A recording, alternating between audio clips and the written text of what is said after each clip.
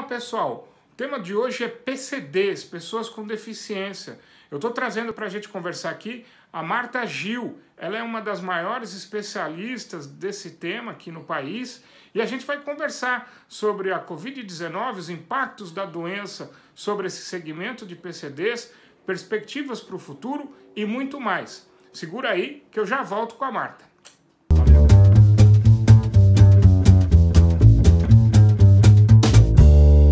Oi Marta, tudo bem? Tudo ótimo, muito feliz de estar aqui conversando com você, Cláudio.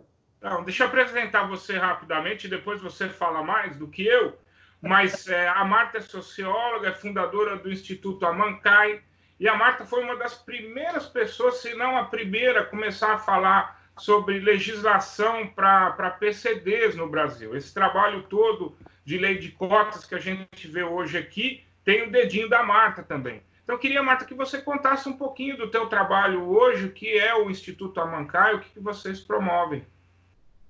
Bom, é um prazer, né? Uma delícia. Então, o Amancai foi criado em 1989. E desde a criação, o nosso foco foi informação. Naquela época, você não tinha informações. As pessoas com deficiência eram vistas como coitadinhas, como pessoas que mereciam amor, assistência, enfim, elas eram um objeto de filantropia, né? De ações de caridade, de assistencialismo, né? Quase não era um cidadão, né? Não, eram pessoas que a gente tinha que cuidar, que tinha que abraçar. Abraçar agora a gente não pode, mas todo mundo merece ser abraçado, todo mundo merece amor, não é porque tem uma deficiência, né? E todo mundo precisa de apoio em algum momento da vida. Por exemplo, eu não compro um carro sem consultar algumas pessoas, né? Todo mundo precisa disso. Bom, e aí eu tive a ideia de criar um sistema, uma rede de informações. Naquela época, isso era uma coisa muito inovadora. Hoje em dia, banal, né? Mas naquela época, não. Era uma coisa muito inovadora, muito diferente, né? E aí eu fiz um projeto, apresentei para uma instituição americana que se chama Ashoka Empreendedores Sociais. O projeto foi selecionado, foi aprovado. Eu cheguei na USP, sou ex-aluna da USP, e aí eu disse: olha, eu tenho um projeto. A USP disse: ótimo, mas a gente não pode lidar com você como Marta. Você tem que ter uma figura jurídica. E eu levei um susto, porque eu nunca tinha pensado nisso. E foi assim que nasceu o Amancai, com um grupo de amigos, continua até hoje, né? E aí fomos para a USP e eu tenho muita honra e muito orgulho de dizer que eu inaugurei uma área de atuação na USP. Porque a USP tinha algumas ações para pessoas com deficiência, mas ações de atendimento. Então, por exemplo, o Instituto de Psicologia atendia pessoas com deficiência. A Odonto atendia pacientes com dor, enfim, né? Mas não tinha o conceito de rede, né? E não tinha informações sobre isso. As famílias ficavam completamente desamparadas, não sabiam o que fazer, né? E aí começou essa rede e, enfim, fui trabalhando, e os focos do Amancai principais são informações sobre educação e trabalho, visando a inclusão de pessoas com deficiência. Imagino que você tenha mudado um pouco a abordagem, então, né? De como as pessoas com deficiência eram vistas, né? Imagino que foi uma evolução gradual até chegar à lei de cotas. Você sabe que eu, pensando aqui que ia conversar com você, eu lembro, né? Eu trabalhei no mundo corporativo até 2010 e eu ouvia ainda, quer dizer, não é tão antigo assim, mas eu ouvia naquela época alguns gestores, né? A empresa começou a contratar pessoas com deficiência, e alguns gestores que falam: poxa vida, agora eu não posso, eu vou perder uma pessoa, sou obrigado a contratar uma pessoa com deficiência. Você vê como ainda há, eu imagino, né? Peço para você comentar esse preconceito, né? como uma pessoa com deficiência, ela quase é vista para algumas pessoas, quase como uma penalidade para a empresa, né? Não é vista ainda como um profissional. Como você vê isso, Marta? E como é que a gente muda isso, principalmente? Olha, isso ainda existe, mas assim, o Brasil é muito grande, há muitas empresas e tem, não dá para generalizar. Tem empresas que sim, que acham que ai, a lei de cotas é como um remédio amargo que eu tenho que engolir e eu vou ter que contratar outro porque esse cara não vai produzir nada, então eu vou ter que contratar dois, na verdade, um para ficar lá enfeitando, entre aspas, né? E o outro para trabalhar, tal. Aos poucos isso está mudando, ainda tem, infelizmente. Por outro lado, a gente tem iniciativas maravilhosas. As empresas vão experimentando, e algumas empresas, inclusive, elas gostaram tanto e elas perceberam o potencial e perceberam o ganho, inclusive em termos de lucratividade, em termos de imagem, em termos de ambiente corporativo, né? Então, algumas empresas, elas decidiram subir a barca. Então, elas estão se colocando um desafio de ter 8% da sua mão de obra, sendo que a lei fala em 5%. Então, olha... Porque a gente tem um pouco, a gente já teve essas conversas, né, Marta? Dos invisíveis, né? Enquanto esse público está invisível, a gente não consegue perceber, enxergar o valor dele. Na hora que você traz para dentro da empresa, você quebra as barreiras, quebra os preconceitos e faz todo mundo pensar que essa pessoa é um profissional como qualquer outro, né? Aliás, é um ser humano como qualquer outro, que tem necessidades como qualquer outro, né? Tem família, precisa botar um prato de comida na mesa, precisa se vestir, e precisa pagar a conta no final do mês, né? Como um ser humano, olha que interessante, olha, é um ser humano normal, né? Olha que legal. Enfim, mas a gente não os via, né, no ambiente corporativo. E aí, com a lei de cotas, eles começaram a chegar e aí aconteceu esse fenômeno que você está descrevendo de as empresas começaram a perceber que essas pessoas não são só um ser humano, são cidadãos e também podem produzir muita coisa, né? Então, isso que eu acho que foi uma mudança muito bacana de comportamento, que eu tenho certeza que você ajudou a construir nesses anos. Conta um pouquinho para a gente sobre como é que funciona a lei de cotas, o número de pessoas atendidas hoje, enfim, qual foi a transformação, qual foi o ganho que isso trouxe, inclusive tem uma série de números para a economia também, acho bem interessante a gente falar, porque nunca é demais quebrar mesmo esse preconceito para quem ainda carrega esse preconceito e ainda não percebeu, né, o valor da diversidade e da inclusão, não só dentro das corporações, mas também para as empresas. Para as empresas, não, para a sociedade, puxa vida. Para a sociedade, certamente. A lei de cotas, ela vale para empresas que tenham 100 funcionários ou mais. Se tiver 100 funcionários, justinho, 100, já está valendo a lei de cotas. E aí, as cotas são proporcionais. Claro, né? De acordo com o tamanho. Então, elas variam de 2% a 5% do total de empregados, né?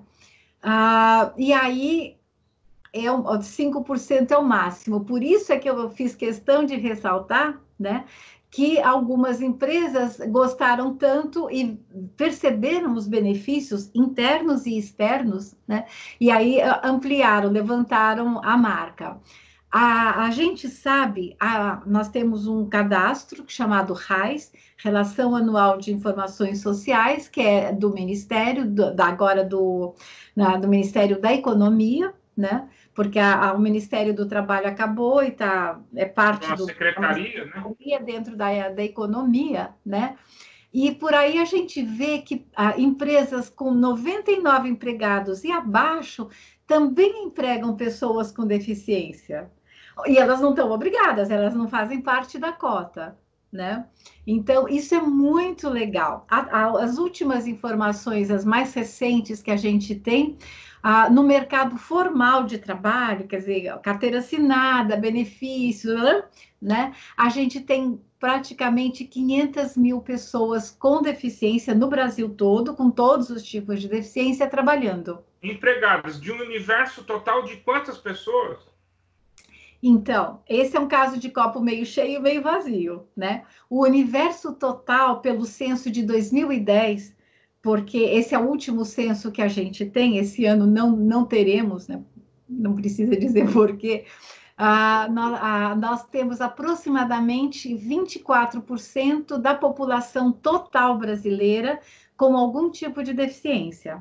Então, se a gente olhar para o total, falta muito. Agora, esse total de quase 24% da população, aí a gente tem pessoas abaixo de 15 anos, que não podem ser aprendizes, nem muito menos trabalhar, né? Ainda não são economicamente ativos, né? Não são, e aí a gente tem que tirar aqueles mais idosos. Também. Mesmo assim, fazendo esses dois cortes, ainda falta bastante, né? Mas essas pessoas que estão empregadas no mercado formal, já estão contribuindo para mudar a cara das coisas, né? Não, e sem contar que quando essas pessoas ficam economicamente ativas, imagino que também tem um impacto muito grande na economia, né, Marta? Você tem alguns números para contar para a gente? Tem, a gente tem sim, tem porque aí a gente tem um círculo virtuoso, né? A hora que essas pessoas estão no mercado, elas estão recebendo dinheiro, né, um salário, e aí elas vão querer consumir muito, e, enfim, fazer parte da sociedade, vão querer viajar também. A gente tem, por exemplo, agências de viagem que são especializadas em fazer roteiros para pessoa com deficiência. Então, é um nicho de mercado, né? Sim. E aí eles vão falando com o pessoal da hotelaria, do turismo local. Tem uma cidade aqui no interior de São Paulo que chama Socorro, que é uma estância. A economia de Socorro subiu, deu um boom por conta da acessibilidade de pessoas com deficiência. Então, eles fizeram todo um complexo hoteleiro, um complexo turístico, esportes radicais. Então, enfim, eu tenho horror, mas aquelas pessoas que fazem arborismo, ou que aqueles esportes radicais, todos adaptados. E os hotéis estão tão adaptados, alguns deles oferecem, inclusive, acomodação para o cão-guia. Porque o cão-guia é o olho do cego. Sim. Ele não pode ficar num canil lá fora, ou ele não pode ser proibido de ir para o hotel, né? Então, ele precisa ficar do lado. Para ficar do lado do dono, ele precisa de acomodações, né? Você pediu, eu vou olhar aqui, porque de números realmente eu não vou saber. Quando você vai procurando aqui, acho que o legal é a gente perceber, ter essa visão para a inclusão, né, Marta, de que a inclusão, todo mundo ganha com isso, né? Não é só a coisa certa a ser feita, porque é a coisa certa a ser feita, mas todo mundo acaba ganhando, né? E tem uma coisa impacta na desigualdade social que a gente tem enorme no Brasil, né? Não adianta a gente ver, a gente vai falar disso daqui a pouco, a gente tem a Covid que veio para escancarar essas desigualdades que a gente tem, né?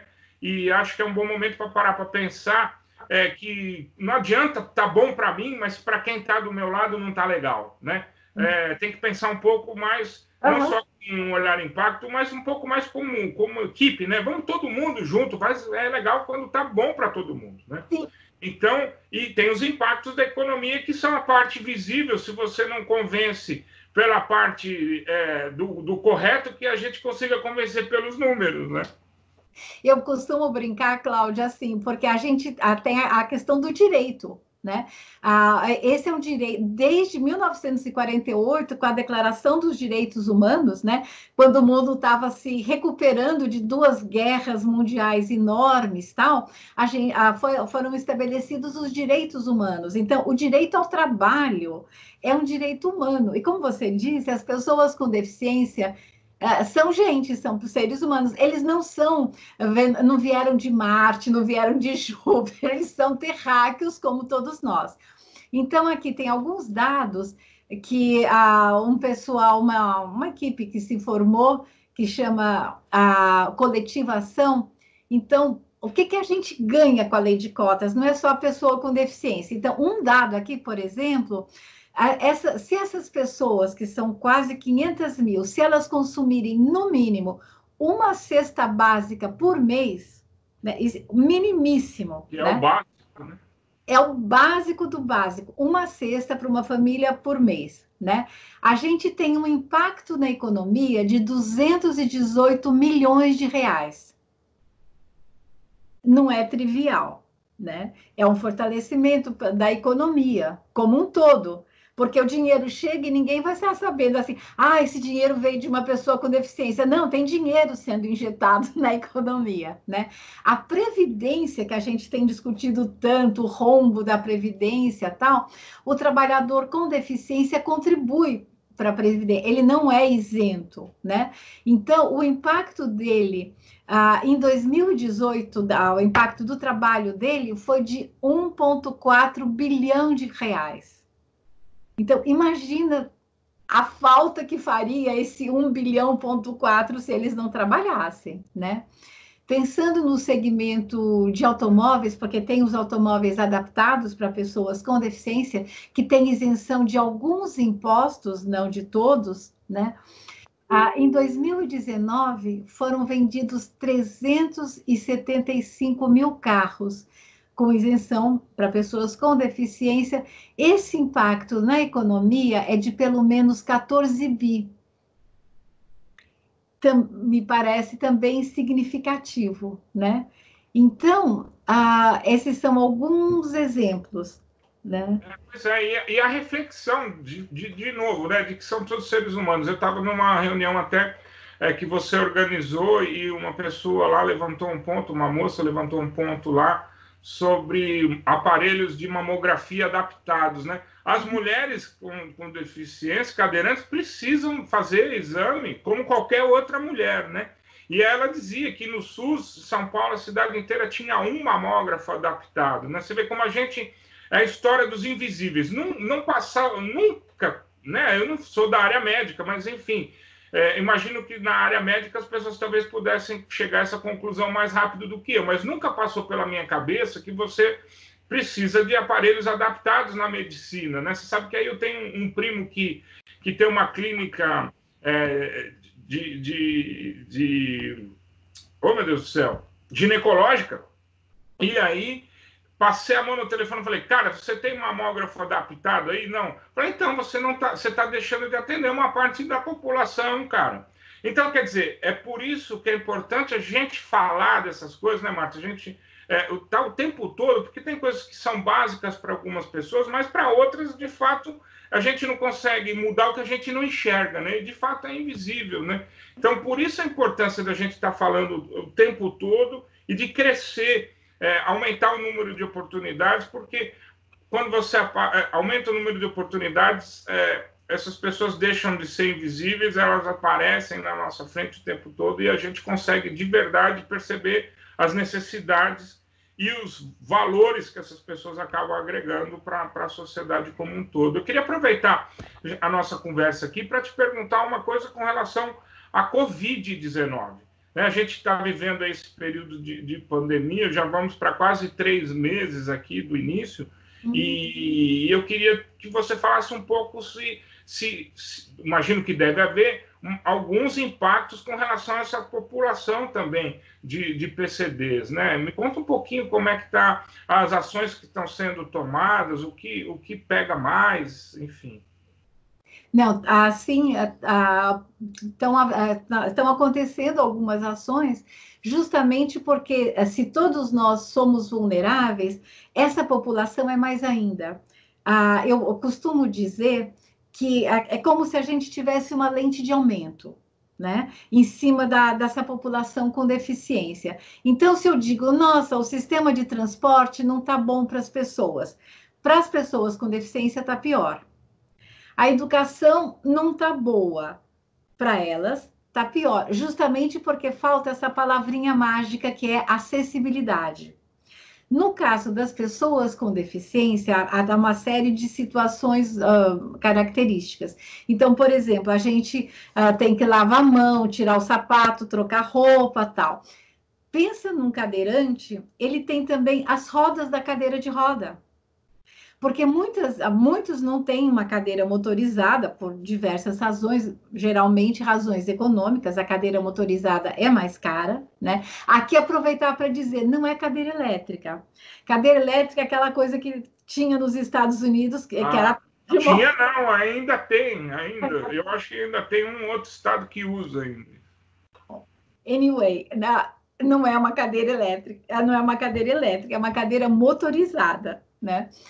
E essa cadeira motorizada, os que têm a cadeira motorizada, eles precisam higienizar o joystick que eles usam para movimentar, mas aqueles que têm a cadeira manual, eles põem a mão no pneu da cadeira.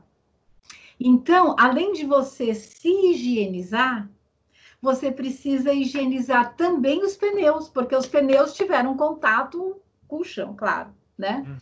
A pessoa cega vai ter a seguinte dificuldade: ela pode ter uma boa mobilidade, ter um bom sistema de orientação, ela foi preparada, tem tecnologia, metodologia para isso, tal, mas muitas vezes ela vai precisar colocar a mão no ombro de uma pessoa para atravessar uma rua, por exemplo, se não tiver, enfim, ou em algum local que ela não conheça. E agora a gente está com muita preocupação com o toque, né? Então, a locomoção da pessoa cega então, tem toda uma série de cuidados, e dela também tranquilizar a pessoa, dizer, olha, eu vou pôr a mão só no seu ombro, não preciso ficar tão perto, tal, mas é uma situação. E lembrando que é para todo mundo ficar em casa, mas a gente precisa ir na padaria, no supermercado, na farmácia, né? E tem menos gente na rua também. Também, exatamente, né? Crianças com autismo, alguns deles têm muita dificuldade com a máscara, colocar a máscara, porque eles têm uma sensibilidade muito, alguns deles, não dá para ficar generalizando, mas alguns têm uma sensibilidade maior, né? Então, tem uma coisa que nunca foi utilizado, né? Tem uma série de reações, né? E muitas vezes aquela coisa, a maior parte do tempo em casa, mas eventualmente, se precisar sair, como faz? Então, a gente já tem algumas lives ensinando, dando sugestões, né? De como lidar, de como ir aos poucos e adaptando a máscara, enfim, as entidades, né? Elas estão se organizando, e as próprias pessoas com deficiência. Por outro lado, o Ministério Público também tem feito muitas iniciativas, né? No sentido de defender os direitos, de garantir, por exemplo, a prioridade, né, no atendimento, se precisar ir para um hospital, para um pronto-socorro, garantir a acessibilidade dessas pessoas, né? Então, a gente está tendo algumas medidas, sim, de defesa. O CONAD, que é o Conselho Nacional de Defesa dos Direitos, tem trabalhado nesse sentido. Algumas redes, porque agora a gente já tem redes unindo várias entidades, também têm sido muito ativas nessa defesa. E tudo isso está ajudando a dar visibilidade para esse segmento. Mais ainda, né? E você, eu queria a tua visão, a gente está falando desse momento agora de quarentena, de distanciamento social, e fala-se muito de que é um bom momento para se fazer uma reflexão sobre determinados comportamentos, sobre as relações, a começar das relações de dentro da nossa casa, né? Você acha que esse momento aqui é um bom momento também para pensar um pouco dentro dessas relações da sociedade, o que a gente pode fazer ainda de melhor para quando a gente voltar para esse novo normal? Eu não sei se é um normal, se é um novo normal, mas enfim, o que pode mudar daqui para frente, a gente pensar um pouco do ponto de vista do que a gente pode fazer para esse segmento? eu entendo, Cláudio, que esse momento é importante justamente para essa reflexão e para uma coisa que você trabalhou numa outra conversa com a Fabiana Gutierrez, que é a questão da empatia, né? Algumas pessoas com deficiência, por exemplo, têm escrito textos assim: olha, agora você sabe como eu me sinto, porque muitas vezes antes da quarentena nem sempre eu podia sair, nem sempre eu podia ir a um show. Nem sempre eu podia ir a um lugar, a uma exposição de arte, a um cinema, a um barzinho, né? Por falta de acessibilidade. Então, muitas vezes, eu vivi uma situação de quarentena, né? A gente que não tem nenhuma deficiência, a gente não pede licença para entrar em lugar nenhum, né, Marta? Não. Agora, a pessoa com deficiência tem que fazer, se ela não conhece o lugar que ela vai, ela tem que fazer toda uma pesquisa prévia, né, para saber se tem acessibilidade ou não. Tem. Quando eu estava na USP coordenando uma rede de informações, a gente, um dia conversando com um amigo cadeirante, ele estava contando, ele tinha ido num barzinho, tomado cerveja, tal, o barzinho tinha acessibilidade. Isso há muito tempo atrás. E aí tinha sido uma delícia, o papo, a cerveja, tal, e de repente, cerveja, banheiro, né? A hora que ele disse, bom, o banheiro não era acessível. E ele precisou sair muito rapidamente. A partir daí, porque assim, o bar permitia entrada, mas não usufruir de todos os serviços. Essa é a história da inclusão, né?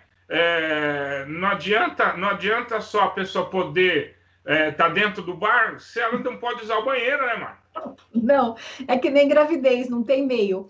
A partir daí, a gente criou um serviço, foi super legal. A gente criou um serviço chamado Repórter Saci, porque a rede chamava Saci, né? E aí ele começou a visitar lugares e a escrever uns textos gostosos. Não, nada raivoso, nada disso, mas assim, contar as histórias. Isso deu uma repercussão inclusive nesse bar que ele foi, ele mandou para o pessoal lá, aí o pessoal do bar disse, caiu a ficha, porque não é maldade, é falta de informação. De novo, aquela história, como é que a gente vai mudar uma coisa que a gente não enxerga? Não tem, né? Eles tinham ido metade do caminho nesse caso. Aí eles falaram assim: a gente vai melhorar e a gente quer que você volte aqui e faça outra reportagem. Então, e aconteceu, eles fizeram a adaptação mesmo.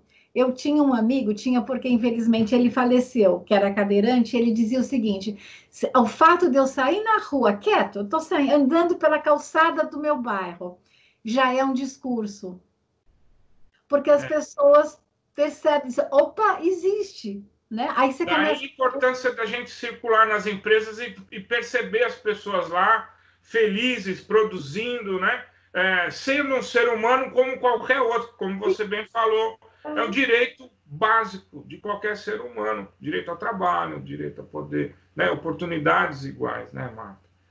Eu acho que essa história da empatia é bem interessante. De novo, tem a ver com as situações que a gente consegue enxergar, que a gente consegue vivenciar, e se elas não fazem parte do nosso cotidiano. Outro dia eu estava dando uma entrevista para um programa esses de internet, muito legal, as pessoas participam, vão mandando as perguntas na hora, né? E tinha um cara lá que não tinha entendido muito bem a discussão sobre machismo, sobre violência contra a mulher. Ele dizia que aquilo, né, dentro da vivência dele, que ele não percebia tudo aquilo. E aí eu até fiz o comentário, falei, pois é, esse que é o negócio. Se você partir do ponto das suas vivências, do lugar onde você está, você não vai enxergar a dificuldade do outro nunca. Se eu não tenho nenhum tipo de deficiência, se eu não estiver aberto a saber o que acontece com a pessoa que tem algum tipo de deficiência, eu não vou saber nunca o que é. Né? Essa história, para mim, olha, foi uma cacetada essa história do mamógrafo lá para mim.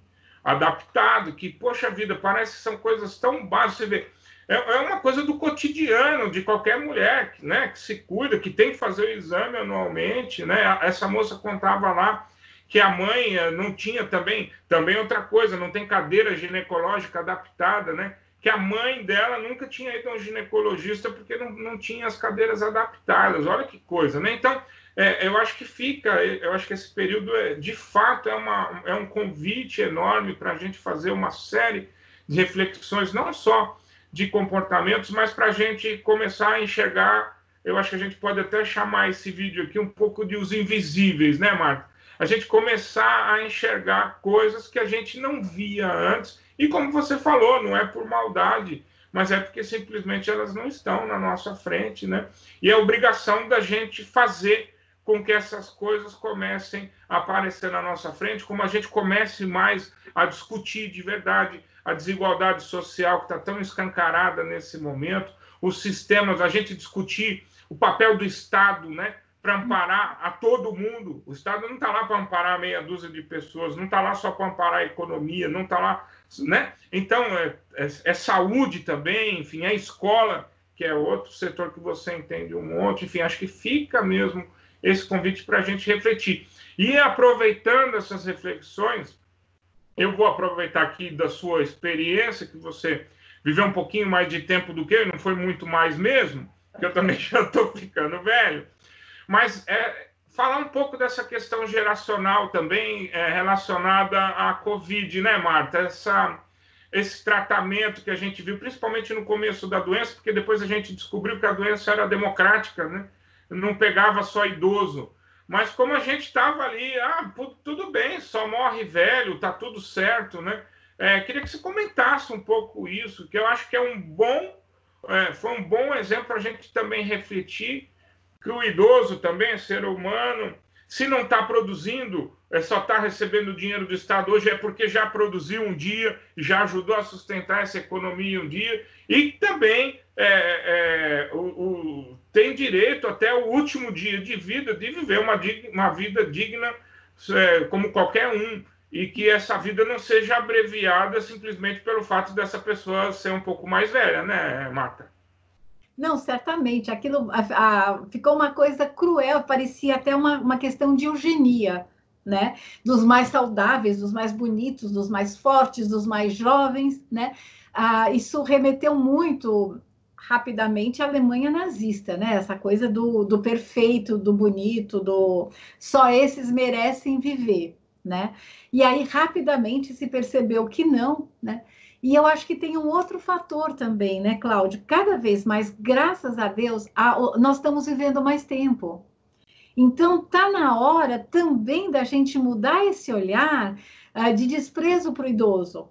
Sabe, ter um cabelo branco, ter assim, o rosto apresentar as marcas da vida, né, o caminho da gente, isso absolutamente significa, não é igual a, né? Tá na hora de pendurar a chuteira, de ficar de pijama, e se morrer não tem problema nenhum, porque já não serve mais, né? É descartável. Eu acho que a gente precisa, e está mudando isso aos poucos, né? Eu vejo fotografias da minha mãe, da minha avó, né? Com a idade, a partir dos 50, 40, 50 anos, elas tinham toda uma outra imagem, né? Eram mulheres que achavam que, como a sociedade via também, né? Já estavam mais no fim, vovó, cabelinho preso, coque, fazendo crochê. Imagina, essa mulherada hoje em dia trabalha e vai viajar com os netos, e vai não sei o quê, e faz academia, e está muito ativa, os homens também, né? Então a gente está mudando, e eu acho que está na hora de realmente olhar isso, porque provavelmente muitos de nós teremos uma vida muito mais longa, né? Então são outros invisíveis que estão aparecendo. Eu acho também a pandemia também está mostrando.